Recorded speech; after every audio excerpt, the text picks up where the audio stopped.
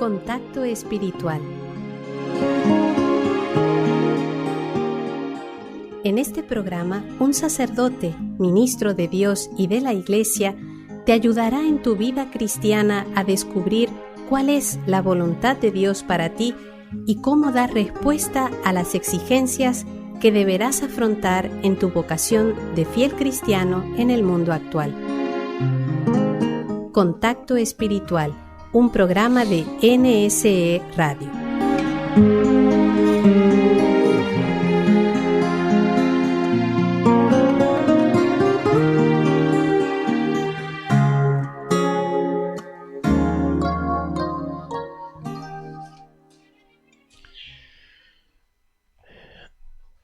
Saludos a todos los hermanos y amigos que nos siguen en este programa, reflexionando a través de la palabra de Dios los mandamientos de la ley de Dios y a lo que nos compromete y también a lo que nos prohíbe. Ya terminamos el sexto mandamiento y ahora hoy comenzaremos el séptimo mandamiento de la ley de Dios, que es muy fácil. Yo creo que ese es el mandamiento que más se recuerda cuando uno le pregunta a las personas, bueno, ¿y te acuerdas de los mandamientos? Entonces, lo primero que se acuerda es no robar, ¿ves? Porque es muy sencillo recordarlo y grabarlo en la memoria.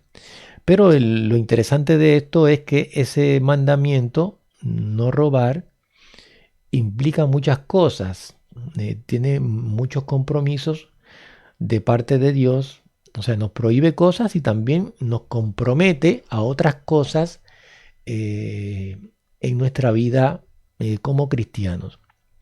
No solamente el daño que se le puede hacer en cuanto a los bienes a otras personas, sino también en el compromiso que tenemos también del uso de las cosas, de los bienes de este mundo para el bien de todos, no solamente el propio nuestro, sino el bien de todos.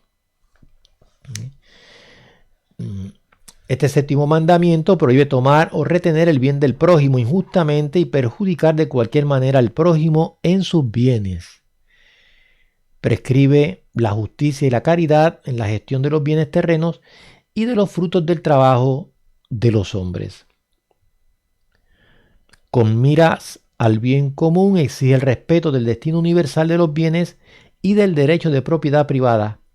La vida cristiana se esfuerza precisamente por ordenar a Dios y a la caridad fraterna los bienes de este mundo. Los bienes de este mundo tienen que servirnos a nosotros desde el punto de vista cristiano para establecer el reino de Dios y para darle gloria a Dios. Porque ese es el destino, o sea, con los bienes de este mundo también nosotros nos ganamos el reino de Dios, ¿Y cómo se hace? Pues simplemente no apegándonos a ellos, usándolos correctamente y poniéndolos al servicio de nuestros hermanos, principalmente de los más necesitados. Ya sabemos que al comienzo de la historia del mundo, Dios confió la tierra y sus recursos a la administración común de la humanidad para que tuviera cuidado de ellos. Los bienes no son de nosotros desde un punto de vista absoluto, sino que nosotros somos administradores de los bienes porque los bienes son de Dios. El creador de los bienes es Dios. El hombre, la persona humana, los dominará mediante su trabajo y se beneficiará de sus frutos. Esto lo dice en el Génesis, capítulo 1, versículos 26 al 29. Y los bienes de la creación están destinados precisamente a todo el género humano. Sin embargo, la tierra está repartida entre los hombres para dar seguridad a su vida, expuesta a la penuria y amenazada por la violencia. O sea, esto es producto del pecado. O sea, después que el hombre, después que se mete el pecado en el mundo, pues se mete la injusticia, el egoísmo, el dolor, el sufrimiento y la muerte. El desorden por todas partes, ¿no? Ya sabemos también que el derecho a la propiedad privada, adquirida por el trabajo, recibida de otros por herencia o por regalos, no anula la donación original de la tierra al conjunto de la humanidad. El destino universal de los bienes continúa siendo primordial, aunque la promoción del bien común exige el respeto de la propiedad privada, de sus derechos y de su ejercicio. El hombre, al servirse de estos bienes, debe considerar las cosas externas que posee legítimamente no solo como suyas, sino también como comunes, en el sentido de que han de aprovechar no solo a él, sino también a los demás. Un poquito lo que habíamos dicho antes, que nosotros somos administradores y los tenemos que utilizar para el bien común, no solamente para lo personal. Cuando hablo de lo personal aquí también implica, o sea, no solamente para en cuanto al individuo, ¿no? Sino también en cuanto a los grupos, naciones. También se cometen injusticias cuando yo adquiero una serie de bienes que se pueden y se deben compartir con los demás, y entonces me quedo reducido ahí en un egoísmo cerrado donde busco siempre mis beneficios, ¿no?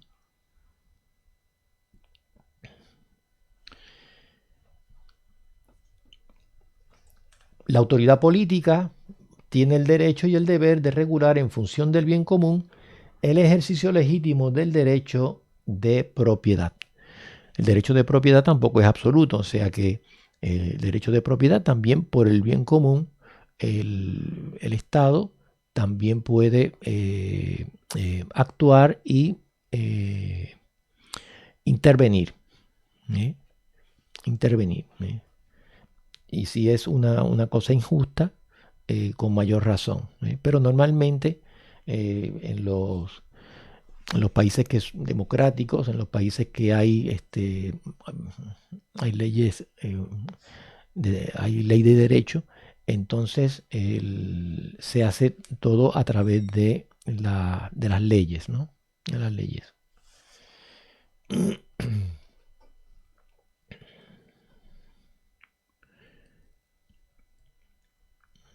Vamos a hacer una pequeña pausa para luego continuar con este tema del séptimo mandamiento.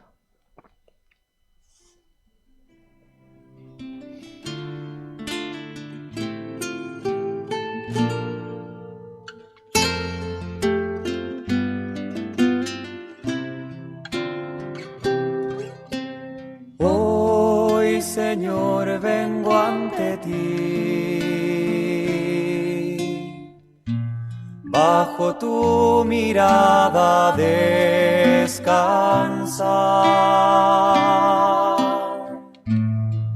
Te entrego mi fe, mi esfuerzo, gratitud, pues solo tú mueres por mí.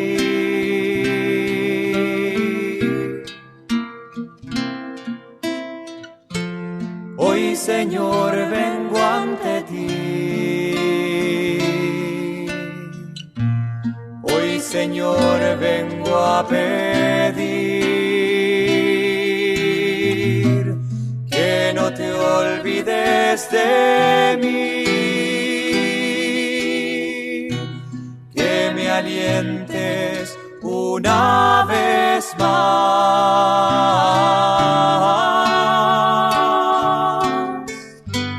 que me vuelvas a levantar. Contigo quiero caminar.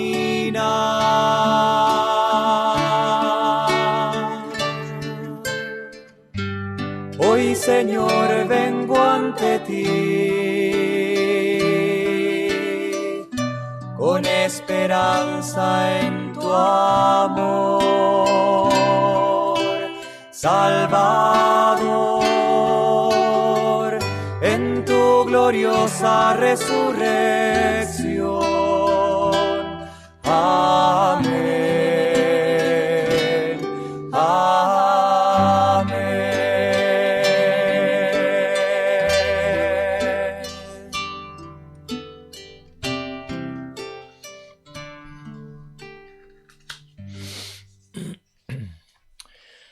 Continuamos con este tema del séptimo mandamiento. Ya estuvimos hablando sobre que el hombre es un administrador de los bienes de este mundo, que no es un dueño absoluto, sino un administrador de estos bienes para el servicio y el bien de los demás, teniendo en cuenta siempre el respeto de las personas y también de sus bienes. En materia económica, el respeto de la dignidad humana exige la práctica de la virtud de la templanza. Esa virtud requiere una disciplina espiritual, control, ¿no? Para no utilizar de una manera desordenada los bienes de este mundo, ¿sí? Solamente para lo estrictamente necesario, ya sea para la diversión, ya sea también para el alimento, para el desarrollo económico, para el desarrollo del bien de la familia. Y eso tiene su disciplina, ¿no? Precisamente para moderar el apego a los bienes de este mundo. También exige la justicia para preservar los derechos del prójimo y darle lo que le es debido. Por último, la solidaridad, siguiendo la regla de oro que el Señor nos da en el Evangelio de generosidad, ¿no? Que Él, siendo rico por nosotros, se hizo pobre a fin de enriquecernos con su pobreza. El séptimo mandamiento prohíbe el robo, que no es otra cosa sino la usurpación del bien ajeno contra la voluntad razonable de su dueño. No hay robo si el consentimiento puede ser presumido, o sea, si yo sé que me meto ahí y entonces el dueño, el supuesto dueño, lo va a consentir, ¿ve? O sea, lo va a consentir porque él ve la necesidad que tienen las personas, ¿sabe? Entonces, en ese sentido no habría robo si hay por parte de las personas que usurpan o utilizan esos bienes, tienen verdaderamente necesidad. O si el rechazo es contrario a la razón y al destino universal de los bienes, o sea, en otras palabras, que hay injusticia, que haya injusticia de parte de el que tiene los bienes.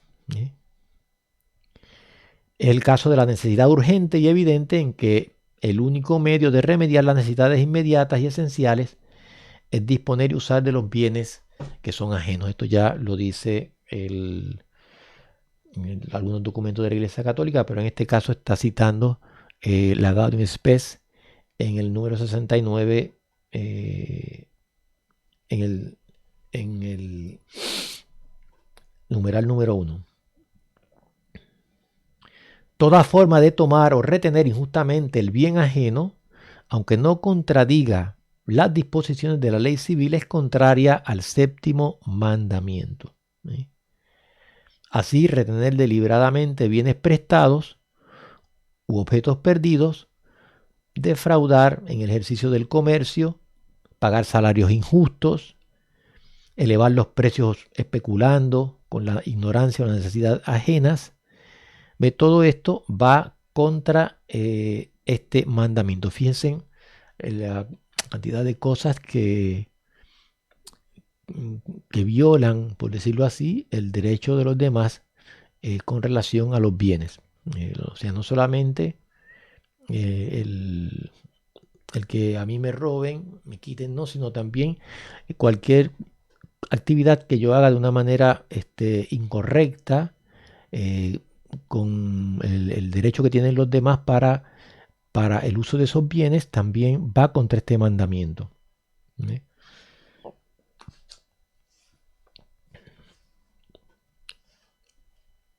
Las promesas también deben ser cumplidas y los contratos rigurosamente observados en la medida en que el compromiso adquirido es moralmente justo. O sea que si el contrato es justo, yo tengo el deber de cumplirlo. El deber de cumplirlo. Incluso estas cosas pues se hacen también a nivel legal.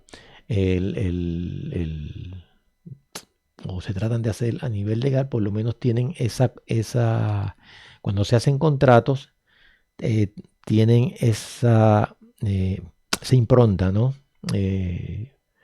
Hacerlo todo por escrito, y que todo esté claro y que para que las personas pues después puedan cumplirlo y que lo lean, vean qué compromiso se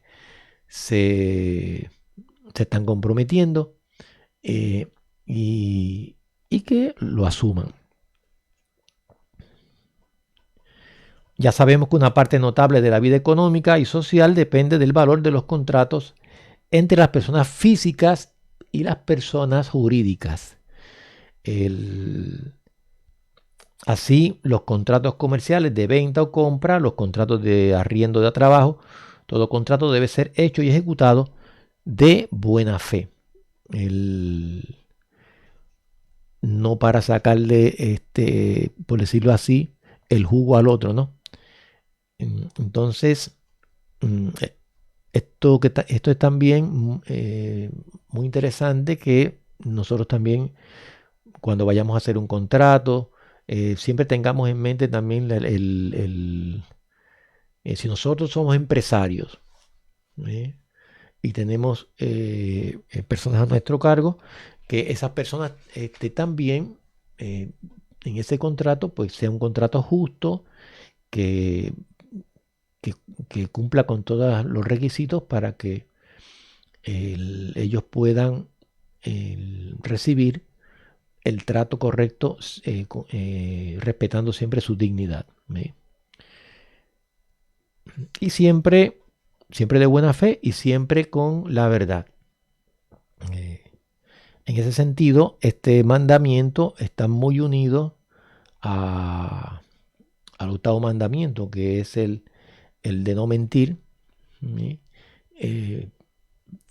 porque los contratos, pues por supuesto, si yo voy con mala intención, y voy con cosas oscuras y no claras, pues yo ya estoy entonces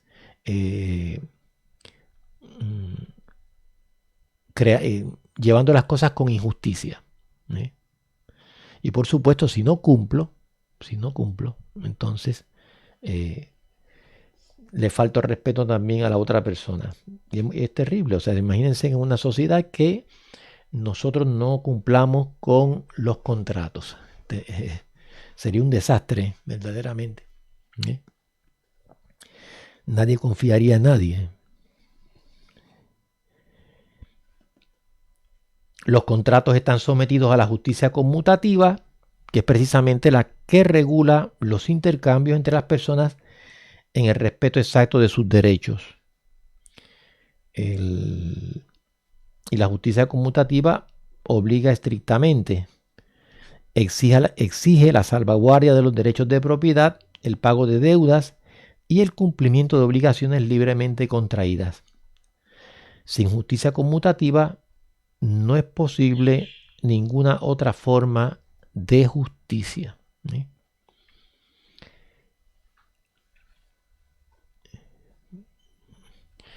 En virtud de esa justicia conmutativa, la reparación de la injusticia cometida exige también restitución del bien robado a su propietario.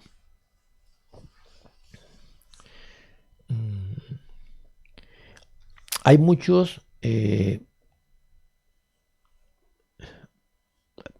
personas que también, por ejemplo, juegan a la lotería, qué sé yo. Acá juegan al truco, otros a otros tipos de juegos, otros a la lotería clandestina. Los juegos de azar, todos esos juegos, el bingo o las apuestas en sí mismos no son contrarios a la justicia. No obstante, resultan moralmente inaceptables cuando privan a las personas de lo que les es necesario para atender sus necesidades o las personas que dependen de él, sus familias.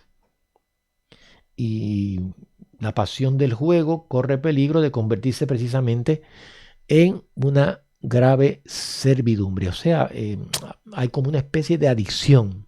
Uno se va poquito a poco, y se va adquiriendo un hábito de confiar más en eso que en el trabajo. Entonces, no, la persona cree que va a conseguir y sigue apostando y apuesta lo que no debe apostar. ¿Sí?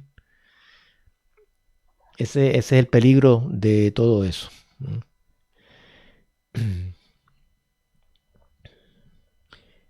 Apostar injustamente o hacer trampas en los juegos constituye también una materia grave, a no ser que el daño infligido sea tan leve que quien lo padece no pueda razonablemente considerarlo tal, ¿no? Significativo, ¿no?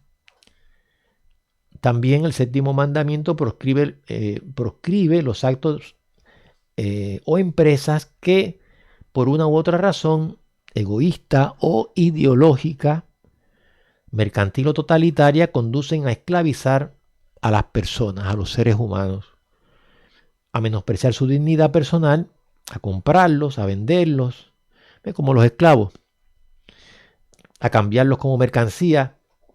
Es un pecado contra la dignidad de las personas y su derecho fundamental reducirlos por la violencia a la condición de objetos de consumo o a una fuente de beneficio.